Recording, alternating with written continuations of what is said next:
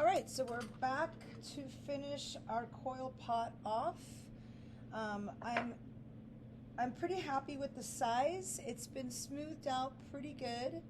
As you can see, it's on a banding wheel, so I can turn it. At this point, I'm going to deal with my rim. I've thinned it out. Everything is pretty, it's on the dry side of leather hard now. It's all the same thickness. So I'm going to take my Sureform. We have the small ones and we have the bigger ones that have the yellow handle. Sureforms go in one direction only, so I'm going to go ahead and begin shaving and evening out the rim. This is a really important part of this process as far as finishing things off and making them look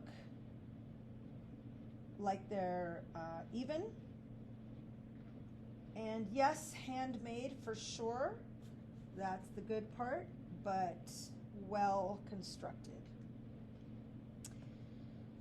These crumbs will be dumped out in just a minute, but I'm going to get down super low and I'm going to start looking to see where my high points are and shaving those parts off only. You can also put a ruler on it if you want to and see where the high points are that way. But for me, I think it's good to just look really closely and shave where you can visually see the high points. I'm also taking a little bit off the inside, maybe the outside, so that this is not super thick, the rim is not super thick. You're just basically cleaning things up as you go. So I'm going to take this and I'm shaving the inside, shaving a little bit of the outside. Any weird thicknesses can be shaved off this way that are going to be seen, mostly because they're on the rim, and that's what you see first. So make sure you take your time to do this part with the Sureform. All right. So again, I've shaved off a little bit here, a little bit on the inside. A friendly lip is one that is not too thick. And you can Sureform the wall as well to even it out. That's always a good idea. You can only do this when your clay is on the dry side of leather hard. You cannot do this and should not do this if your clay is leather hard, soft leather hard. It has to be able to really hold its shape. All right, so I've Sureformed most of it now, not just the rim, but the body also. I'm going to dump all these scraps out.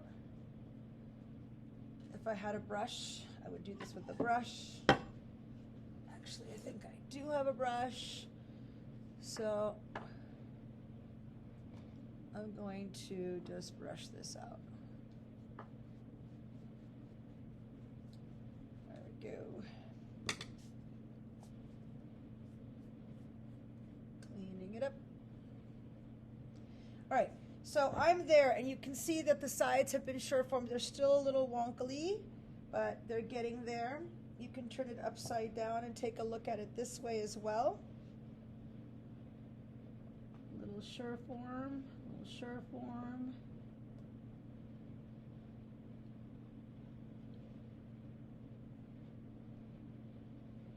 All right.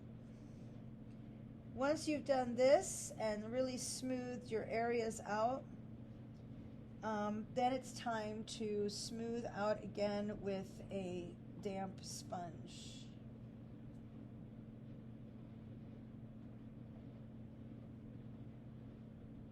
That's pretty good. Take all the crumbs off. Now we're going to go in with a sponge, clean all of this up. You don't want to add a ton of water, but you do want to smooth, so this is the best way to do that.